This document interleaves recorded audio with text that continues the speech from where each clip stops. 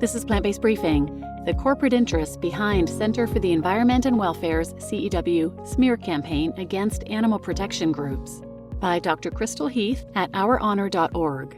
And I'm Marian Erickson, host of this curated content plant-based podcast, where I narrate articles on plant-based and vegan living with permission in about 10 minutes or less every weekday. And I'm thrilled to have permission from Our Honor to share their content. I met Crystal Heath, veterinarian, at one of Wayne Shung's Right to Rescue trials. It was one in Hendersonville, North Carolina, and reached out to her afterwards and got permission to share their content. So now let's get to today's plant-based briefing. The corporate interests behind Center for the Environment and Welfare's, CEW, smear campaign against animal protection groups, by Dr. Crystal Heath at ourhonor.org. A newly formed group called the Center for the Environment and Welfare, CEW, recently announced a campaign against the American Society for the Prevention of Cruelty to Animals, ASPCA. Their claims that the widely beloved animal welfare organization is, quote, enriching itself and pushing a radical political agenda rather than helping pets in need, unquote, sounds shocking, but the reality is this is a classic manipulation strategy used by CEW's founder to seed doubt in other respected advocacy organizations on behalf of corporate interests. Who is behind CEW? The name suggests a group of passionate, educated advocates speaking truth to power, but in reality, it's just a website. The organization's executive director, Jack Hubbard, has served on several animal agriculture industry boards and is a partner at Berman & Company, a corporate public relations firm that serves the interests of food, fossil fuel, and alcohol corporations.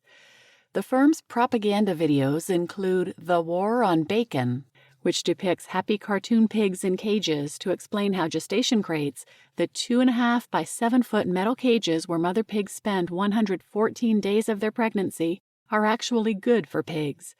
They claim veterinarians support this practice, but neglect to mention the nearly 400 veterinarians, linked here, who disagree and signed a statement to the United States Supreme Court highlighting the inherent cruelty of the confinement practice. It is a practice that is also banned in the UK. It's a tough job selling the idea that keeping an animal in conditions equivalent to sitting in a cushionless airline seat for months on end without being able to turn around is actually in the pig's best interest, but there's no one better suited for the job than Berman & Company. Hubbard's partner and Berman's founder is none other than Rick Berman, a man who takes pride in his nickname Dr. Evil. Berman also founded the Center for Organizational Research and Education, CORE, previously called the Center for Consumer Freedom, CCF. This organization is one of many front groups Berman funded via major contributions from tobacco and agribusiness companies like Cargill, Tyson, and Monsanto. The combination of Berman's congenital hatred for the nanny state and passion for promoting free enterprise and limited government, combined with millions of dollars from corporate interests, have turned Berman into a powerful weapon to demolish the moral authority of established advocacy groups. Berman's American Beverage Institute implemented a similar campaign against Mothers Against Drunk Driving. These numerous groups serve as guns with which to shoot the messenger and foster public skepticism of organizations and celebrities advocating for change. CEW hopes their new media campaign, linked here, smearing the leading animal protection groups, will grow into $1 million effort. But does CEW actually have an interest in protecting animals? Hubbard says, I'm really concerned about animal rights groups trying to change the country's food policy. But if that concern was genuine, he would have to address those who have the greatest influence over our food policy, which are the very corporations that benefit from CEW's advocacy. Wielding billions in public funds, Big Ag has carefully cultivated dietary habits and consumer choices, drastically increasing our consumption of animal products. In order to meet this demand, companies that prioritized production efficiency above all else garnered the most profits and thus political influence. Now, 99% of the animals we raise for food are kept in modern intensive animal agriculture facilities, known commonly as factory farms. In order to keep animals from harming each other under such stressful conditions, while maintaining company profits, cruel practices like gestation crates, debeaking, tail docking, and castration without anesthesia became industry standard. To keep up, breakneck increases in slaughter line speeds became necessary to meet this newly cultivated demand, leading to slaughter worker injuries, animals eviscerated while still conscious, and a vulnerable public put at risk of foodborne diseases from decreased inspections. But Hubbard claims the ASPCA is pushing wacky and extreme policies in the Farm Bill for merely advocating for what should be basic animal stewardship, moving away from intensive confinement practices and limiting transport times to slaughter. The ASPCA is a crucial target for CEW. As hundreds of big ag's producers and lobbyists descend on Capitol Hill, there are few animal protection groups who have the resources and respect to push back against corporate lobbying and the impetus for more maniacal practices. Farmers from 60 years ago would be horrified at the state of farming today. Thousands of animals confined to warehouses and rows upon rows of pigs lined up in gestation crates, and new macabre workarounds developed to end the lives of millions of animals in quote-unquote emergency situations. One practice known as Ventilation Shutdown Plus, or VSD Plus, involves sealing up barns, pumping in heat and steam until the animals inside die after many hours. Other groups on CEW's hit list include PETA, Humane Society of the U.S., Mercy for Animals, Animal Equality, World Animal Protection, Global Animal Partnership, the Humane League, the Accountability Board, and Our Honor, a group I co-founded. I was shocked to see Our Honor among the 9 other names listed, and even more shocked to read their description of me and how closely CEW has been following my social media and news stories.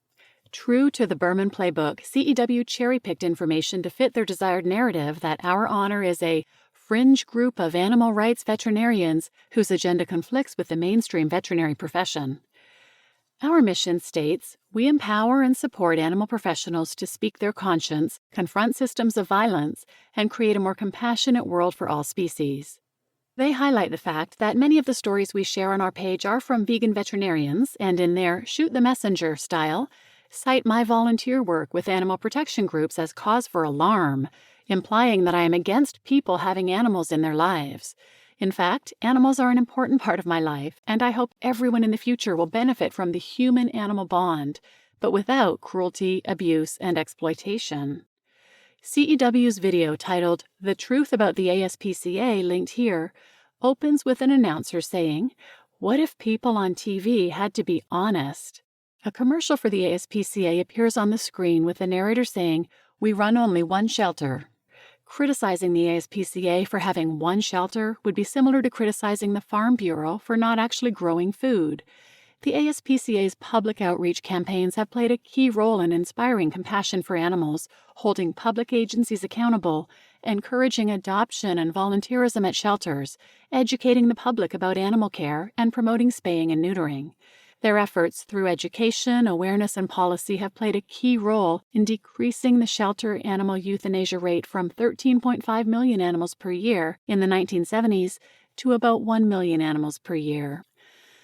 While the million or so animals euthanized in our shelters every year is a tragedy that animal protection groups are working to remedy, their numbers pale in comparison to the 9 billion land animals we raise for slaughter in the United States.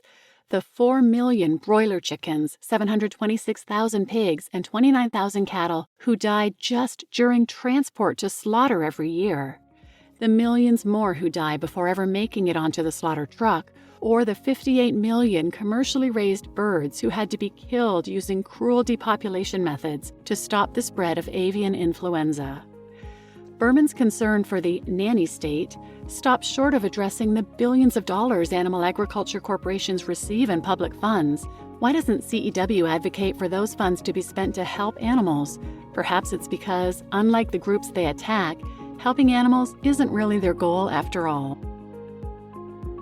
You just listened to the corporate interests behind Center for the Environment and Welfare's, CEW, smear campaign against animal protection groups by Dr. Crystal Heath at ourhonor.org. And I'm your host, Marian Erickson, and this is a really good one to check the show notes for or just find the article directly at Our Honor, because the links that Crystal has in this article go to the CEW YouTube channel. It is unbelievable looking at their videos. I looked up the one that she referenced, The Truth About Maternity Pens for Pigs, and it's laughable if it wasn't so infuriating. They talk about most pigs live in groups, but pregnant sows are given special housing, individual maternity pens. And of course, they're attacking other charities and saying, follow the money. It's just unbelievable. How do these people sleep at night? Oh my goodness, I have no idea. Anyway, if you're interested in more episodes on veterinarians and why aren't they vegan and how do they support or not support animals, I'll link several of them in the show notes. But you might want to check out episodes 273, 274, 308, 393, 467, 476, and 581. So please share this episode with anyone who might benefit, and thanks for listening.